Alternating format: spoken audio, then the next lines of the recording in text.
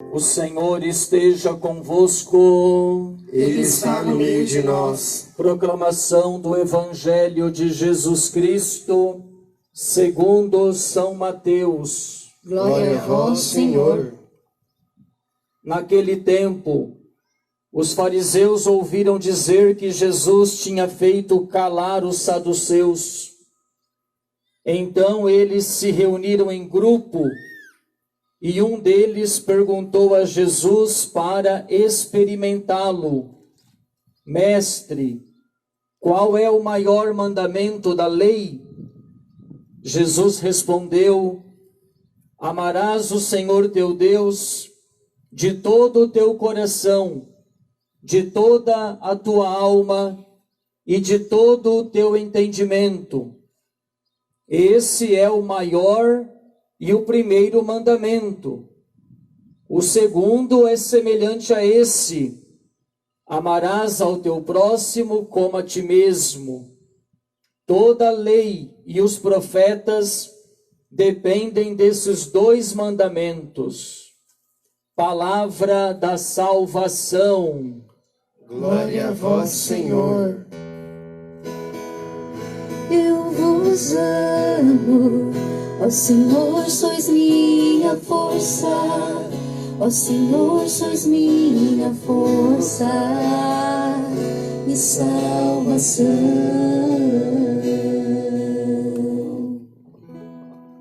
Meus irmãos e minhas irmãs, aqui na quase paróquia São Francisco de Assis, no Jardim Oásis, em Paranavaí, e você que acompanha a transmissão da missa através da live.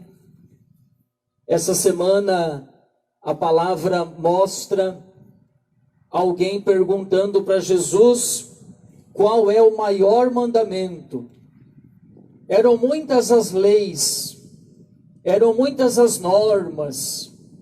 O livro do Levítico, por exemplo, lá no Antigo Testamento, ele traz uma série de normas, de detalhes, de coisas, até a maneira de lavar as mãos, a maneira de lavar os copos, todo um ritual de pureza, de impureza. Quem chegava da rua tinha que lavar as mãos ou até tomar banho, mas não por questão de saúde, de higiene, nada disso, mas por questão religiosa. Porque se lá na rua eu tivesse tido contato, proximidade com algum pecador, eu podia ficar contaminado. E a visão que eles tinham era que a pessoa doente era doente porque tinha pecado, como se fosse um castigo de Deus. Os leprosos, por exemplo. O leproso, se ele estivesse andando na rua e tivesse outras pessoas por perto, ele tinha a obrigação de já gritar, dizendo que ele era leproso, para que as pessoas não chegassem perto, porque consideravam que o leproso era alguém amaldiçoado por Deus, coisas assim. Então havia muita coisinha, detalhezinho. E hoje Jesus responde que toda a lei e os profetas, quer dizer, todo o Antigo Testamento, tudo que está ali, se resume no mandamento do amor. Amar a Deus e amar ao próximo. E quando nós amamos, nós queremos o melhor para a pessoa amada. O amor quer dizer que nós não podemos julgar, não podemos condenar, não podemos discriminar, não podemos ficar fofocando, futricando, reparando a vida dos outros. Tudo isso implica o mandamento do amor. O amor a Deus não é um amor assim, o amor, não. É amar a Deus de todo o teu coração, de toda a tua alma, de todo o teu entendimento, inclusive. Por isso o padre sempre insiste na importância de você conhecer a fé, conhecer a igreja, a doutrina, a palavra, conhecer a Deus, usar da sua inteligência para amar a Deus, para servir a Deus. Infelizmente, existe no mundo aí fora, no mundo acadêmico, uma falsa ideia de que ser religioso é o contrário do estudo, é o contrário da ciência, é o contrário da razão. O Papa João Paulo II falou da fé e da razão. Ele dizia que a fé e a razão eram como que as asas do avião. As duas asas precisavam estar ali em sintonia, precisam, né? Para manter o avião no ar. E o Papa João Paulo II, na encíclica Fides et Ratio, Fé e Razão, fez essa analogia, que a fé e a razão caminham juntas. Então, estudar a fé, conhecer Jesus Cristo, conhecer a doutrina, conhecer os documentos da igreja, o que a igreja ensina, o que a igreja fala, o que a igreja proíbe, investir a inteligência, o estudo, a leitura, também nessa dimensão. Amar a Deus com todo o entendimento, com toda a alma, com todo o coração. Amar o próximo, a começar pela nossa casa. A sua esposa que está do seu lado, o seu marido, o seu filho. Não sejamos mesquinhos. Quando Jesus manda amar o próximo como a si mesmo, ele está falando de todo mundo. Quanto mais não deve ser dentro de casa. Não dá para você amar o seu colega de serviço e dentro de casa aparece um bicho com a sua mulher, com o seu marido, com o seu filho, com o seu pai, com a sua mãe. Amar a Deus e amar ao próximo. Vamos começar amando o próximo que está mais próximo, que é a sua família, os de dentro de casa. Comecemos por aí. A compreender mais a pessoa, a ouvir mais a pessoa, a cuidar mais da pessoa que Deus colocou na minha vida, a minha esposa, o meu pai, a minha mãe, o meu filho, o meu marido. Exercitar, não é conto de fadas, é exercício, é esforço, é empenho. Agora, com os amigos, com os de fora, São Paulo, apóstolo, chega a dizer assim: suportai-vos uns aos outros. Se não dá para amar no verdadeiro sentido da palavra, ao menos suportai-vos uns aos outros. De repente eu não amo o bastante o fulano, mas nem por isso eu falo mal, difamo, ataco, né? Não concordo com alguma coisa que ele fez, que ele falou, não sei o quê, não sei o quê. Mas isso não me dá o direito de ficar falando, prejudicando, atrapalhando. A igreja é a primeira a amar a Deus e ao próximo. Deve ser assim. Essa semana a igreja passou por 3 sustos, 3 situações complicadas. Me parece que foi domingo ou segunda-feira passada, aquela situação no Chile, em que um grupo de feministas colocou fogo numa igreja católica, profanou, né, o sagrado ali, o altar, o sacrário, as imagens, o crucifixo, aquela coisa toda. Muitos desses movimentos feministas não suportam a igreja, não suportam Jesus Cristo, não suportam a família. E a igreja é uma pedra de tropeço para eles, porque a igreja defende a família, a igreja defende a vida, a igreja é contra o aborto.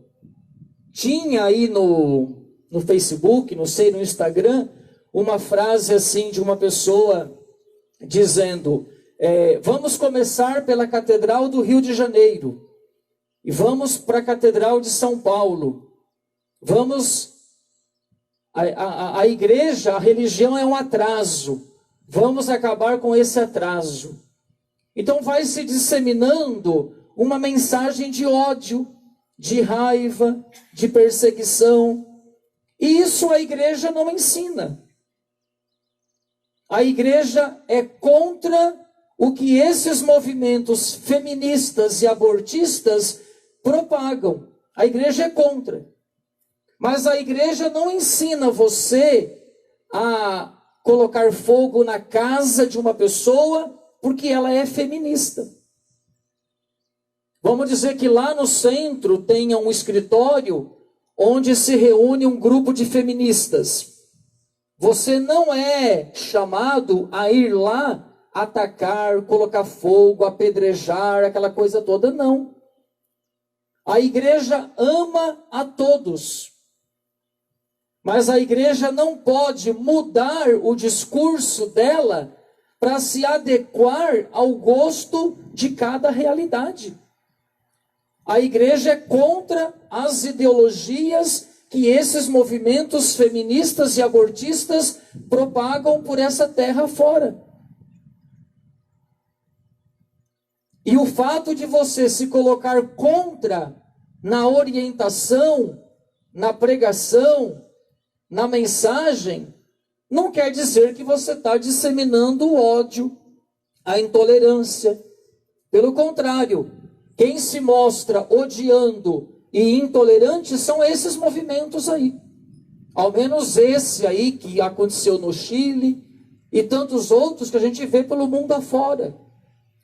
Em Santa Catarina teve também um grupo de jovens que, em frente à igreja, subiu em cima da cruz, né, no pátio da igreja, devia ser no jardim da igreja uma cruz, subiram em cima e ali ficaram fazendo cenas, gozações, deboche, tirando foto, esse tipo de coisa, né?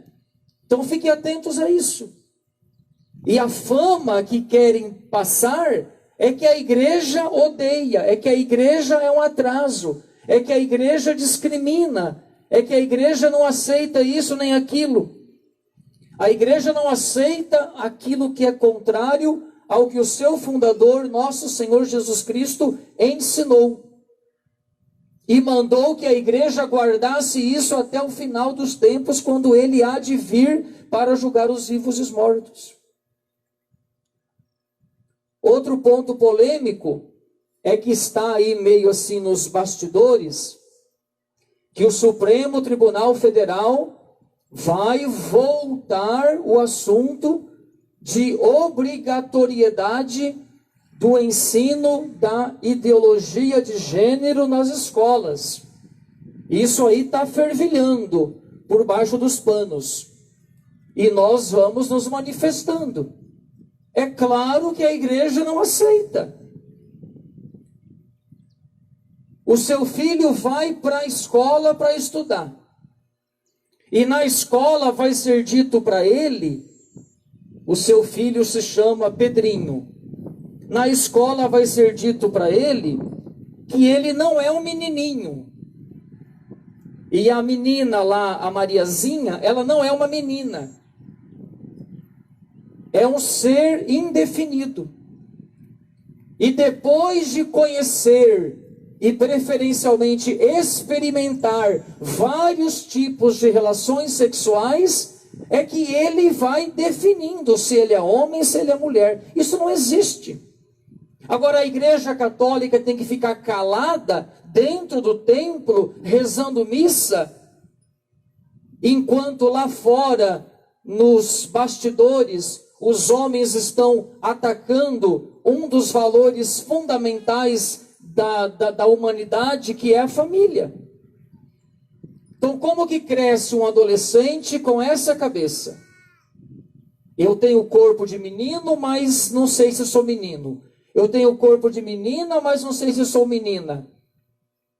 Por isso, Deus criou o homem e a mulher, e Deus disse: o homem deixará seu pai e sua mãe, se unirá à sua mulher, e os dois serão uma só carne. O que Deus uniu, o homem não separe. Isso é bíblico. Isso é doutrina da igreja também. Então, se no âmbito social estão pensando coisas que contrariam a fé, que contrariam o ensinamento de nosso Senhor, cabe sim à igreja entrar em ação e falar, orientar, conscientizar. Então está errado. O menino é menino, a menina é menina. Essa é a questão. Independente da questão religiosa, é questão psicológica, é questão humana. Menino é menino, menina é menina. Agora, na escola vai se tocar nesse assunto? A escola não deve dar aula de orientação sexual para as crianças. Quem tem que dar explicações de orientação sexual para as crianças é o pai e a mãe, é a família. E sabe quando? Quando a criança perguntar: padre, quando eu devo falar de sexo para o meu filho? Quando ele perguntar. Quando ele estiver já curioso nesse assunto e ele vai perguntar. Aí o pai e a mãe, com uma cabeça saudável, conforme a igreja ensina, vai educar o filho ali, assim. Não é a professora maluca na sala de aula, com essa cabeça doida de ideologia de gênero, uma professora às vezes feminista, abortista, que na sala de aula vai educar o meu filho sobre sexualidade. Está errado isso aí.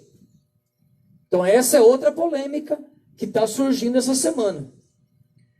E a terceira foi a fala do Papa Francisco, que gerou um bololô danado. Sobre o Papa Francisco, eu começo dizendo duas coisas. Primeira, o Papa não estava fazendo um pronunciamento oficial em nome da igreja.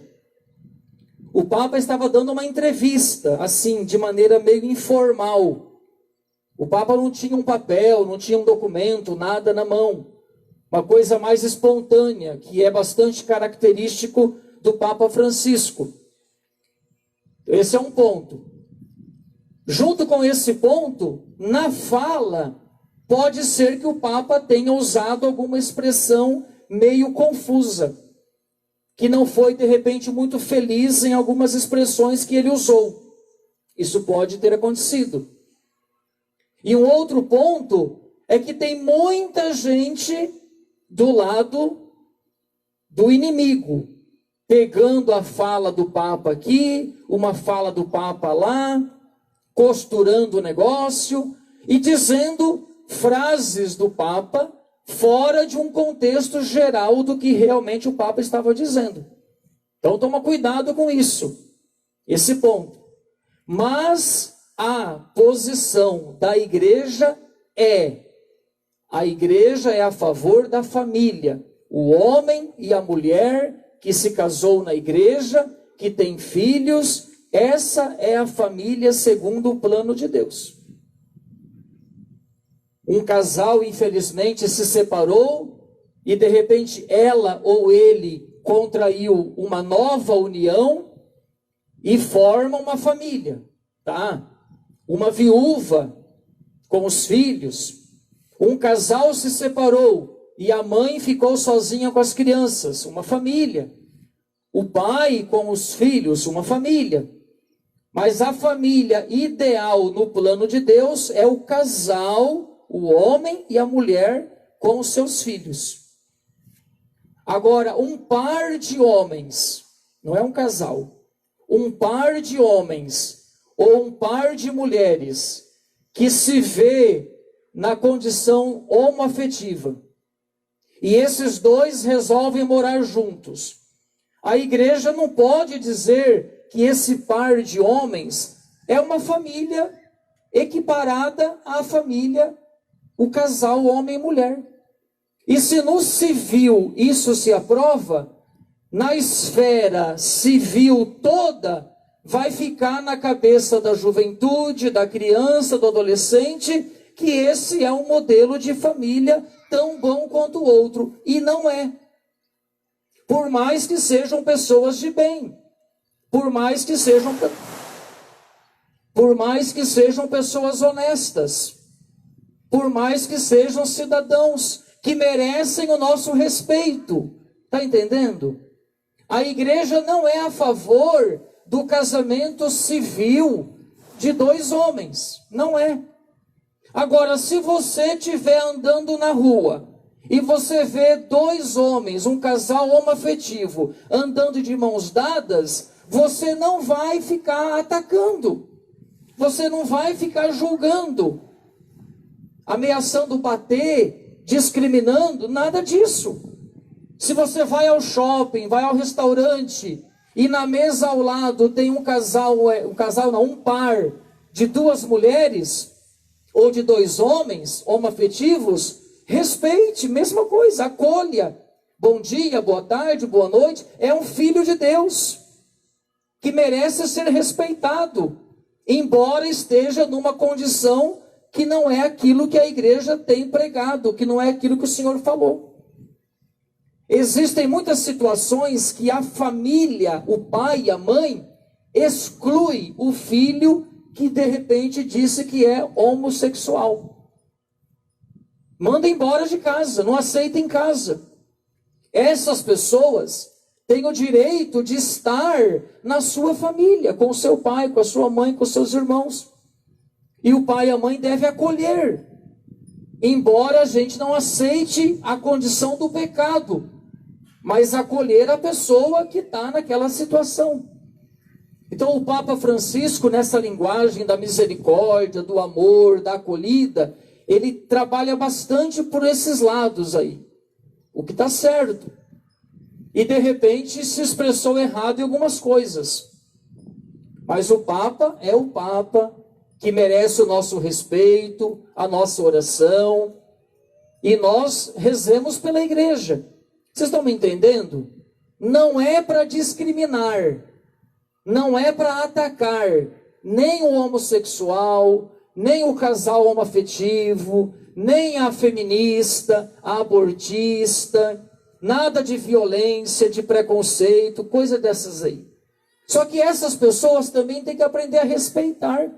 Parece que está havendo um ódio contra a igreja, querem calar a igreja, querem que a igreja comece a falar a favor de uma situação que a igreja não tem autoridade para falar.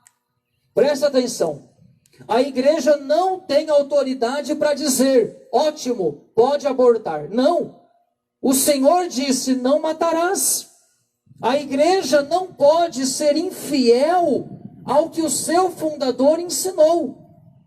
Jesus disse, diante do casamento, o que Deus uniu, o homem não separe. Então a igreja é contra o divórcio. Agora, se você se divorciou e está numa nova união, paciência. Você não está excluído da igreja, mas a sua situação é uma situação atípica, que a igreja não pode dizer que está todo mundo igual no mesmo balaio. Cada um tem a sua situação diante de Deus e da igreja. Agora cabe ao jovem, ao adolescente, ao namorado, ao noivo, os casais mais novos, pensar bem o seu casamento, cuidar do seu casamento, para que aquilo que hoje é uma coisinha dentro de casa, não vire uma coisona e amanhã o divórcio seja, entre aspas, a solução. Então o ataque à Igreja do Chile, o Supremo Tribunal Federal, a grande maioria, ou todos eles, estão lá, vocês sabem por culpa de quem que eles estão lá, e esse assunto aí da fala do Papa. Então rezemos pela igreja, coisas piores podem vir. E eu termino essa reflexão com essa frase da segunda leitura, que São Paulo diz aos irmãos de Tessalonicenses, que eles foram firmes na fé, e que graças ao testemunho deles, a fé se propagou por toda parte. E São Paulo diz assim, tem lugar que a gente nem precisa pregar, porque vocês, Tessalonicenses, viveram, se converteram, abraçaram a fé de tal forma que as pessoas estão sabendo o que é o cristianismo, o que é a Igreja Católica. A vossa vida é tal que as pessoas já estão entendendo. A gente chega para pregar, quase não precisa, porque o vosso testemunho já está ali, irradiando, fermentando. É isso que nós temos que fazer, Igreja Católica, ficar firmes, porque o Senhor é por nós. O Senhor não nos colocou nessa terra e nos deixou aqui à mercê do inimigo. O Papa Bento XVI dizia que o bem sempre vencerá, mesmo que o mal faça mais barulho, o bem sempre vencerá. E você é católico, é batizado, crê em Deus, crê na igreja, veio para a missa hoje, está ouvindo, está assistindo essa live. Penso que fui claro nas explicações que dei, e defendendo a vida, a família, combatendo a ideologia de gênero, combatendo a mensagem feminista e abortista. De maneira alguma eu falei algo no sentido de ódio contra essas pessoas, de ódio, de discriminação, de raiva, de perseguição. Nada disso está no discurso da igreja. A igreja ama e acolhe todos, por mais que sejam pessoas que combatem a igreja. Temos que amá-las, amar o pecador, odiar o pecado, amar o pecador. Eis a missão da igreja. E assim estaremos, claro, amando a Deus sobre tudo, sobre todos, e amando o próximo como a nós mesmos. Assim seja. Amém.